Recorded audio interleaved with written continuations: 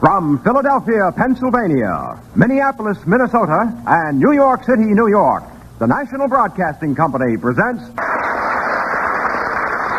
Here again is the All-American Quiz Game, which matches against each other the varsity scholars of two great American colleges in the College Quiz Bowl.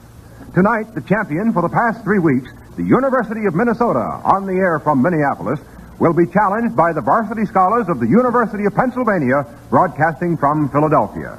And here in Radio City, New York, is your master of the quiz, Alan Ludden. Hello there, everybody. It's good to have you with us for another intercollegiate battle of the brains. Tonight, the University of Pennsylvania has come up with a team it feels sure will take the champion's crown away from Minnesota. But I don't think the Gophers have any intention of giving it up, at least not without a fight. So... let's go out to Minneapolis first to meet the Minnesota team, which will be trying to make it 4 Quiz Bowl victories in a row. Back again to act as Minnesota's referee is Ben Layton of station KSTP. Are you there, Ben? Yes, sirree. And also here in Murphy Hall is a good group of Minnesota rooters who are here to cheer on their team. Tom Clayton, Winona, Minnesota. Roger Feinstein, Pelham, New York. Colleen Helgeson, Excelsior, Minnesota. And Jack Davies, Coleraine, Minnesota. Yay!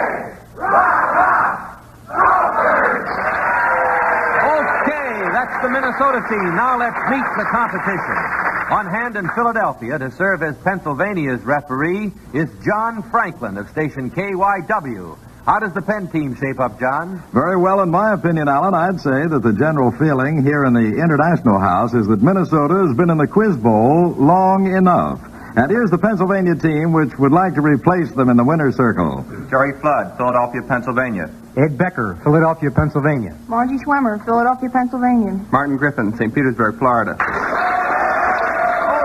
Roger Tuttle, we've met the team. Now, will you give us the rules for this battle of wits? Well, Alan, the quiz is set up to determine how much these varsity scholars know and how quickly they can call upon their knowledge.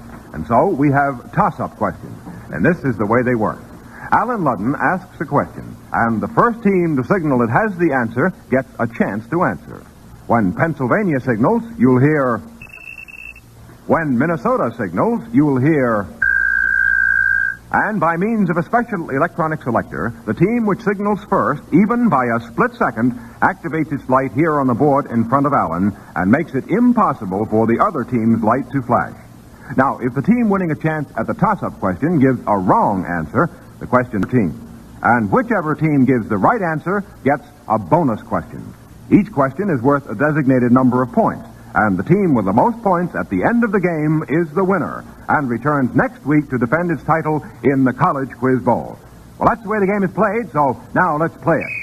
Okay, and there's the opening whistle, and here is the first toss-up question. But may I tell you first, before I read the toss-up question, that the one who gets this, the team that gets this toss-up question right, gets a chance at a 40-point possible bonus question. In other words, coming up is a 40-point bonus. So on your toes, here we go with our first toss-up question.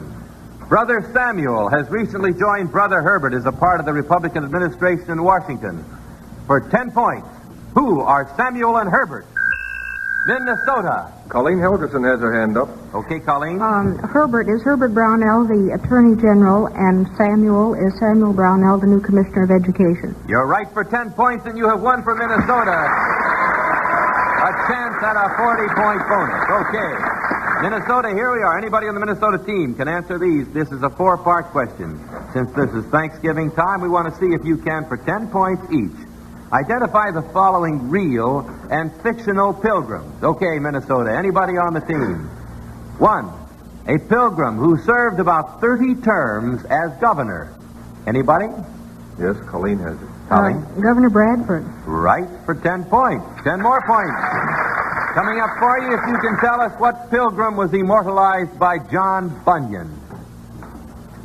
By John Bunyan. Tom Clayton. Christian. Right for 10 points. Christian was the leading character, of course, in the Pilgrim's Progress. All right, 10 more points for Minnesota if you'll tell us the bashful pilgrim who sent a proxy to Priscilla. Jack Davies. Miles Standish. Right for 10 more points.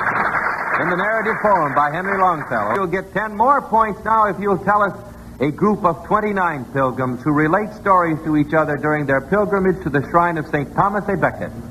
Jack again. The Pilgrims of Canterbury Tales. Right. The Pilgrims who told the stories in Chaucer's Canterbury Tales. Okay, here's a toss-up question. Are you there, Pennsylvania? We're all here. All right, hold on to your hats. Here we go. The one who wins this toss-up question will have a chance at a 20-point bonus question. Football cheers and yells are usually in modern vernacular, but Yale University has a yell that is borrowed from the classics. Now, for 10 points, we want you to name the Greek comedy that originated this Yale cheer. Brekikikex coax coax.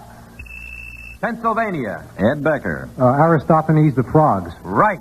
Can you tell us more about that, Ed? You got 10 points for Pennsylvania. That cheer actually came from something in that play, didn't it? Well, the frogs in the pool, I think the river Styx, Yeah. and Sharon was parading people across the river Styx, and the frogs constantly were screaming out brackety-cax, coax, coax, and so on during the course of the play. You're so right. Boy, you're on the ball there. You got 10 points for Pennsylvania and earned a right now to win a bonus question which could earn you 20 points. Bennett Cerf said this week, anybody in Pennsylvania answer this. Bennett Cerf said this past week, the man who wouldn't talk has talked too much. For 20 points, tell us what he meant. The man who wouldn't talk has talked too much. What did Bennett Cerf mean when he said that? Ed Becker has. Maybe he was talking about Harry Dexter White. No, can you, anybody on the team take it? It's a contemporary question of this past week. Marge. Wasn't that Truman when he wasn't going to say anything? No, I think Jerry better... Flood has. J. Edgar Hoover? No, we're getting a little political. Let me tell you, it's about a very interesting story in which Quentin Reynolds, has published in the current Reader's Digest a story about Mr. George Dupre and his so-called adventures in the underground in France during the last war. And just as the book was published and the magazine articles appearing on the newsstand, Mr. Dupre is revealed as being a hoax, and we've been fooling people with over 6 years with his stories. And that was what Bennett Cerf, who is the president of Random House, who's published the book, The Man Who Wouldn't Talk, was referring to. Okay, now before we move along, I'd like to move over here to Roger Tuttle, who will tell us what the stakes are in this quiz game. Roger? Each week, NBC will award to the school of the winning team a $500 gift to be administered by the college. Now, it may go to a scholarship fund or to a campus activity. And each member of the losing team will receive an attractive, dependable Whitnauer wristwatch, a distinguished member of the Longines Whitnauer family of fine watches, since 1866, maker of watches of the highest character. Well, those are the stakes. And now with the score, Minnesota 50 points, Pennsylvania 10 points. We go back to a toss-up question. And remember, the team answering it correctly gets a chance at a bonus question. Alan? Okay, the bonus question coming up is a 30-point music question. Classical music. Okay, here's the toss-up. What famous artist of the Renaissance wrenched his neck while painting 10,000 square feet of surface? Minnesota. Colleen Helgerson raised her hand. All right, Colleen. Michelangelo. Oh, you're right. When he was painting the Sistine Chapel. You're right for 10 points, Colleen. That's a myth, the so-called, about while he was painting the Sistine Chapel. You remembered that, huh? Okay, now here's your bonus question, Minnesota, that Colleen just earned for you. Some music questions, I promised. Now, for 10 points each, we want you to tell us the animal named in the following composition. Speak up when you know it. Well, that would be, that's Peter's theme from Peter and the Wolf. That's right, the animal being the wolf. That's very fine. You know who wrote it? Serge Prokofiev. You're right. 10 more points for Minnesota. All right. Here's your second composition. What animal is mentioned in this one? The donkey serenade. Right for 10 points. Now, can you tell us the animal mentioned in this title?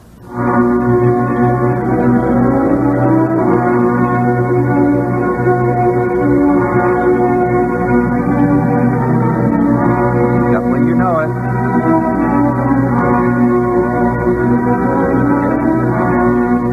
Would it be the whale?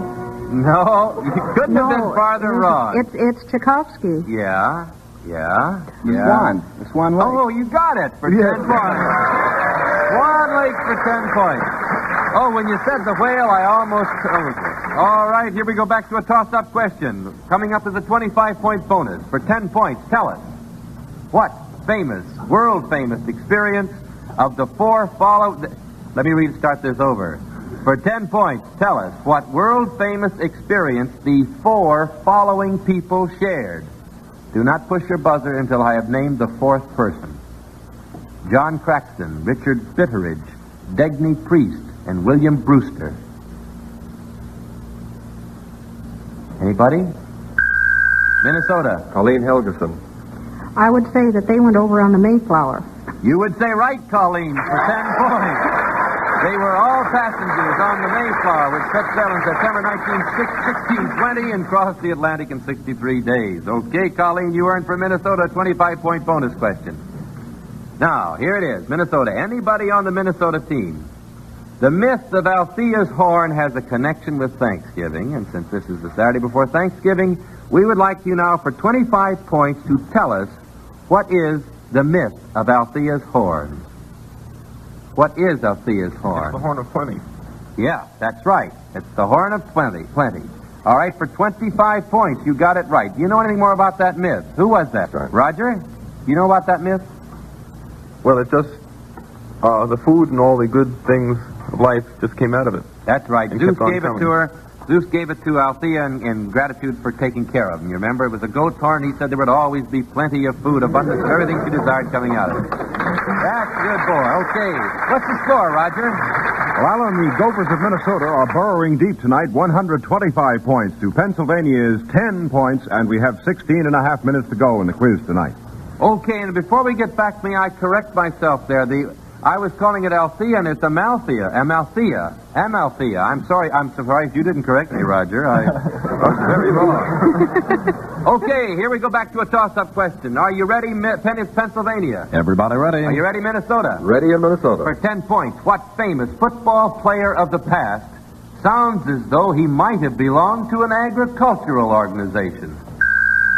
Minnesota. Jack Davies. Red Grange.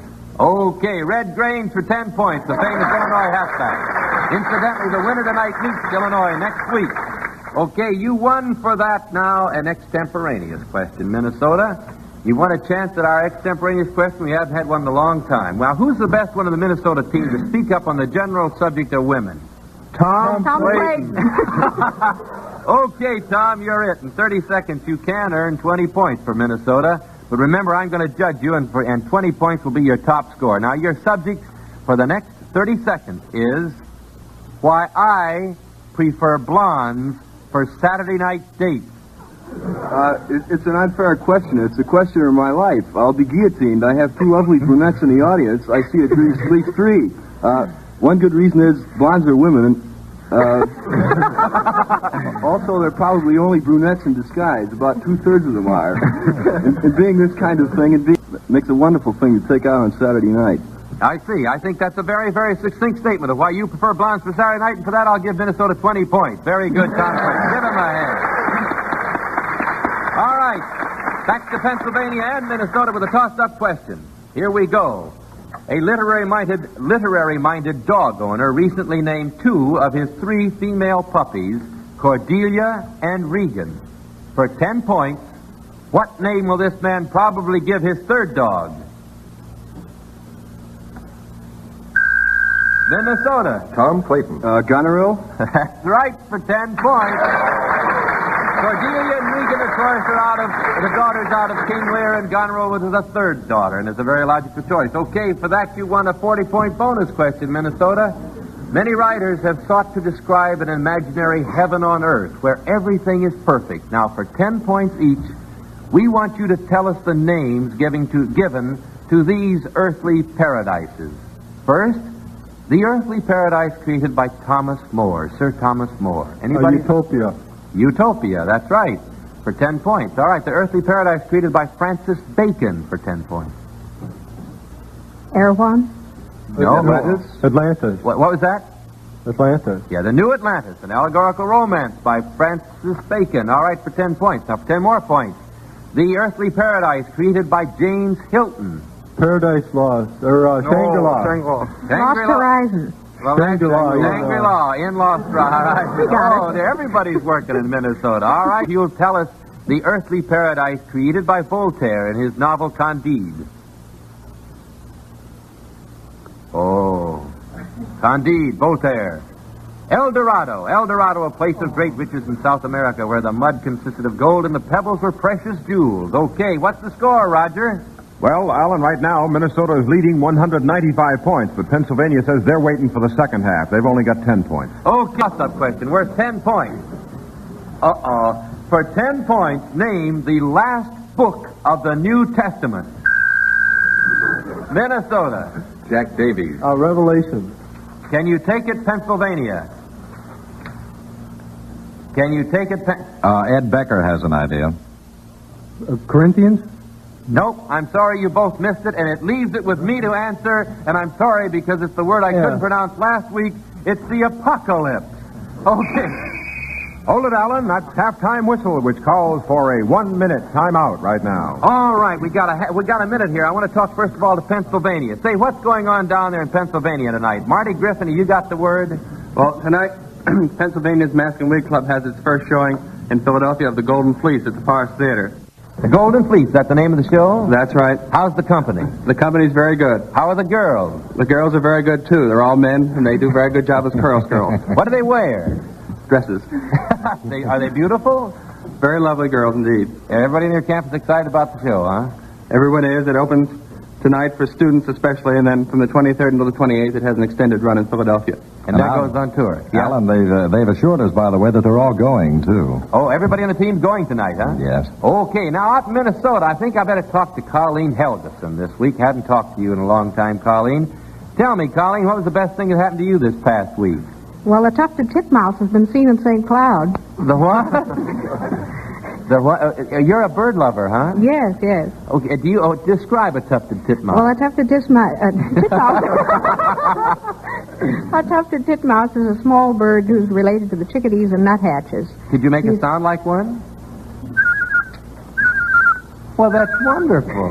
That's wonderful. And you saw one in St. Cloud this week? No, I didn't see one, but it has been seen there. You see, about 75 years ago... I'm sorry, Alan. Okay. It's time to get back to the quiz. Okay. And with a score, Minnesota 195 points, Pennsylvania 10 points. How about another toss-up question, Alan? Okay, here we go. Are you ready for 10 points? What state is known as the Magnolia State? Minnesota. Roger Feinstein. Roger. South Carolina. Can you take it, Pennsylvania? Marty Griffin. Georgia. Nope, you both missed it. It's Mississippi.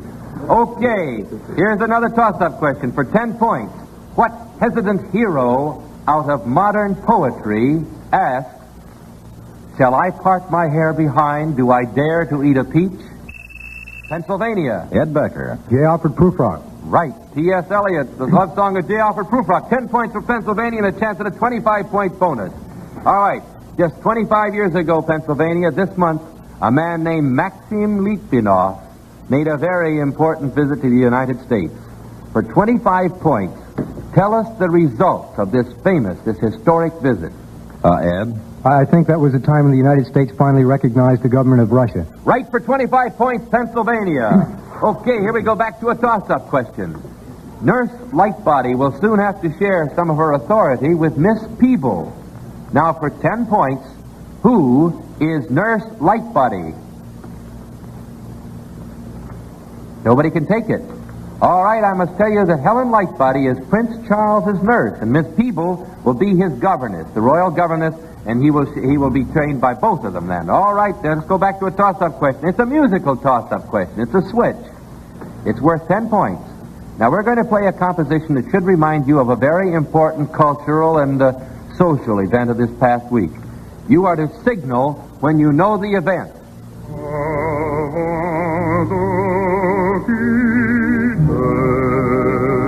Minnesota. Colleen Helgeson has her hand up.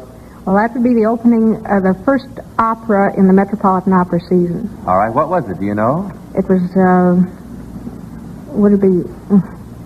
Well, It's Faust. Faust, yeah, you would remind... This aria was from Faust. Okay, you got it right, though, because you named the event. That was 10 points. Okay, for winning that 10-point question, you get another chance at a music question. Minnesota, 45-point possible... No, it's only a 30-point possible music question. I beg your pardon. We're going to play three popular music popular classical pop tunes, in the field of popular tunes. I better get back to my script, don't you think?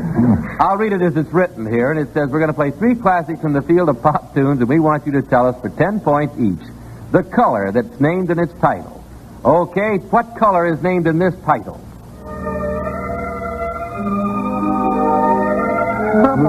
Purple. Purple, right, Colleen, for 10 points. What color is named in this title? Blue skies. Blue skies, 10 points. What color is named in this title?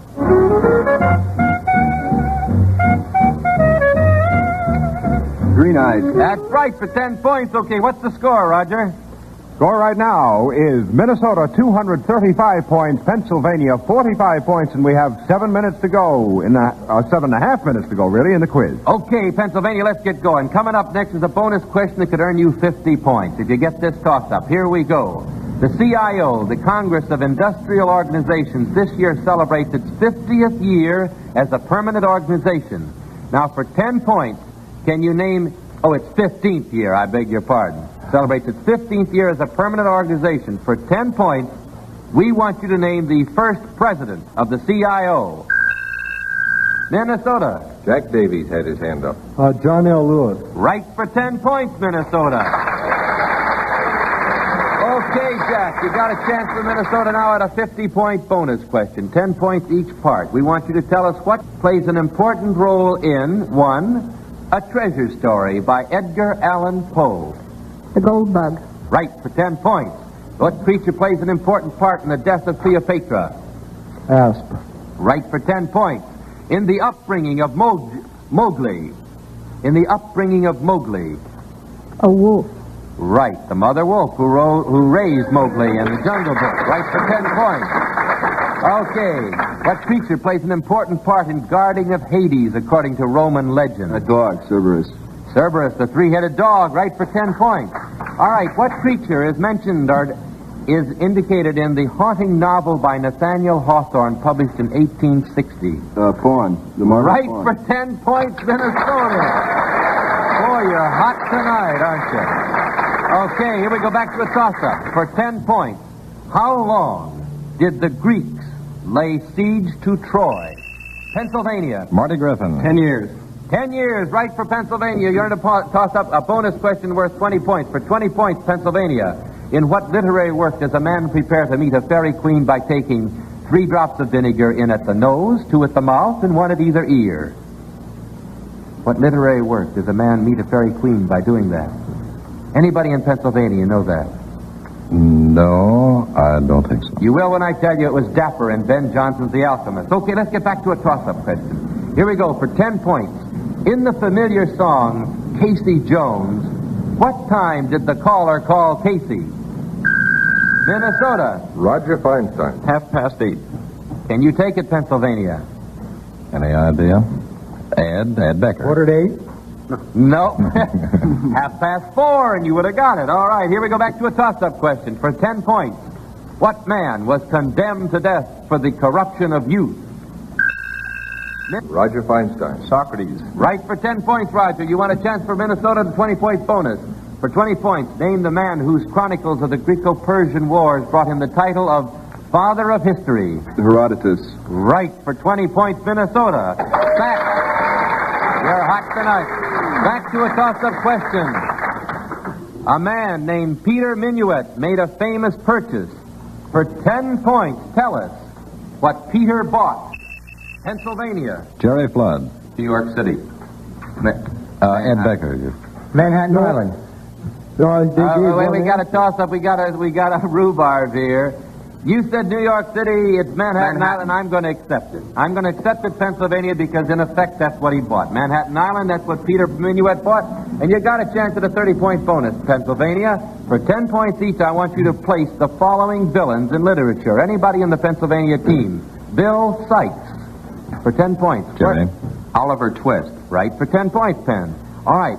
What literature did this villain come from? Popeye. Popeye, a villain, a very, very villainous villain. Ed. In the comic strips, isn't he Popeye the Sailor Man? Oh, he's no villain. You don't remember? The racketeer villain in William Faulkner's Sanctuary, a vile creature. Okay, What villain does this, in what literature does this villain appear? Iago. Ed.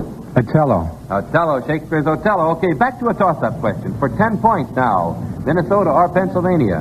When the Lord decided to purge the land by a great flood, how long did he cause it to rain?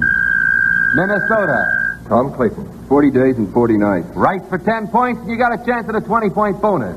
Anybody on the Minnesota team, tell me, a joey, spelled Joey, is the name of a certain kind of young animal.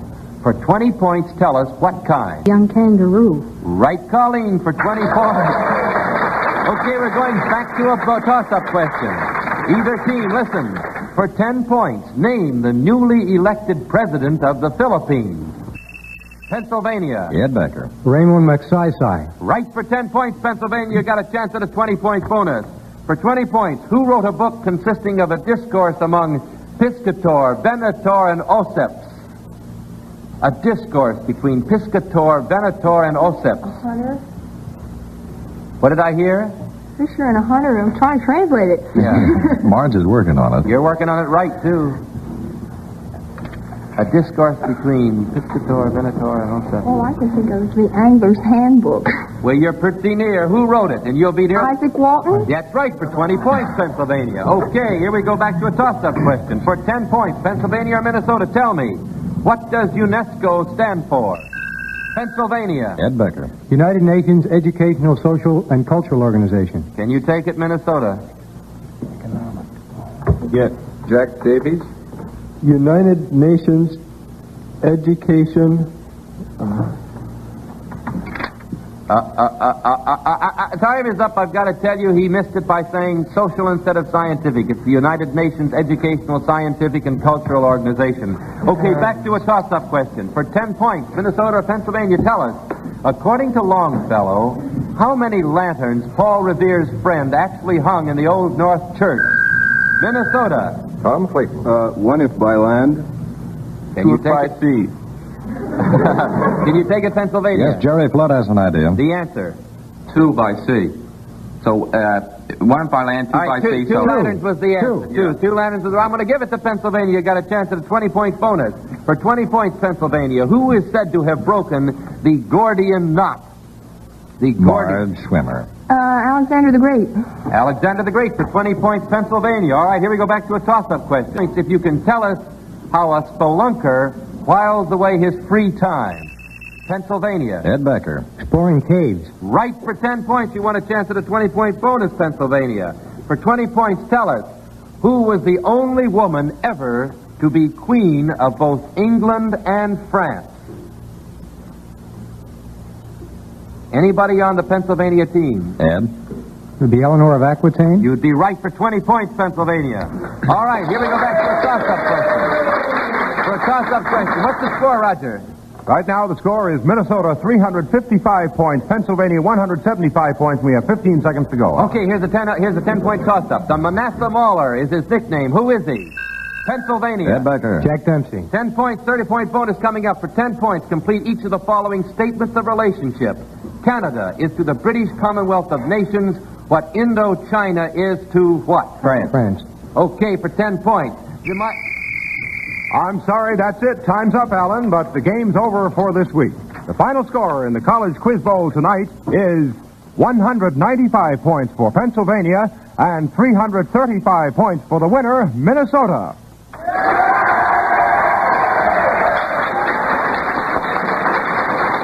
I'm sorry, that's 355 points. 355 points for the winner, Minnesota. To each member of the Pennsylvania team, it's our pleasure to award an attractive and dependable Whitnauer wristwatch, a distinguished member of the Longines Whitnauer family of fine watches. Since 1866, makers of watches of the highest character. For fielding the winning team tonight, Minnesota will receive a $500 gift to be administered by the college. And these varsity scholars from Minnesota will return again next week to compete in this new